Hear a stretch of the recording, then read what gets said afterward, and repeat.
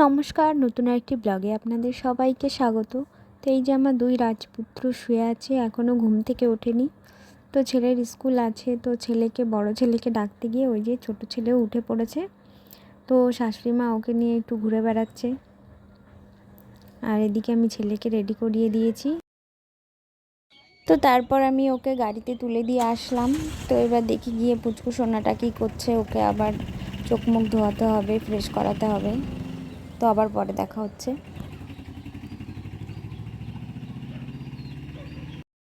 তো ঘড়িতে এখন সকাল 10টা বাজে, আর এই যে আমি সকালের খাবারটা খাচ্ছি। তো আমার পুচকু সোনা যে খেলছে। তো তারপর স্নান ধান করে চলে আসলাম রান্নাঘরে, তাড়াতাড়ি করে রান্নাটা করে নেব। তো ও খেলা করছে, খেলতে লাগুক, শাশুড়ি মা আছে। তো আমি ভাবলাম রান্নাটা করে নিই। তারপর হঠাৎ করে এই ছেলেটা 2-3 দিন ধরে কাশি হচ্ছিলো, কিন্তু আজকে আবার হঠাৎ করে বেশি হচ্ছে দেখে আমি আবার ওকে নিয়ে বেরিয়ে গেলাম হসপিটালে। তো বাজারে কোনো ডাক্তারই ছিল না, আর এখন 12টা বাজে। তো এই সময় তো আর ডাক্তার পাওয়া যায় না। তো ডাক্তারবাবুকে ফোন করলাম, তো উনি বললেন হসপিটালে নিয়ে যেতে। তো তাড়াতাড়ি করে বেরিয়ে পড়লাম আমি আর হাজব্যান্ড।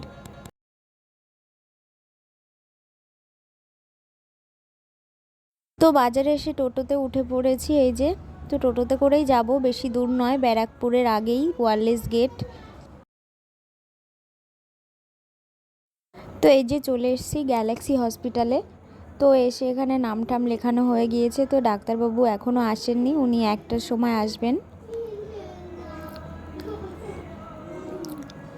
আর এদিকে এই যে পুচকু সোনা, ওই যে ওর বাবার কোলে উঠে ঘুরু ঘুরু করছে। তো এখানে এসে একদম চুপ।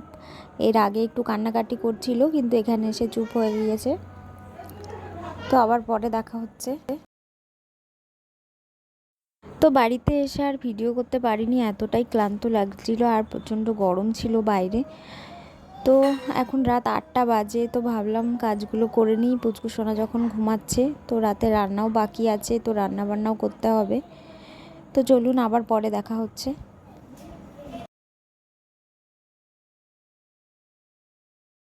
তো রাতে রান্নাবান্না কমপ্লিট করে, খাওয়া দাওয়া কমপ্লিট করে এই যে ঘরে চলে এসেছি। আর ওই যে পুচকু সোনা এখন অনেকটাই বেটার। তোর কাশিটাও একটু এখন কম আছে, আর ওই যে এখন একটু খেলাও করছে।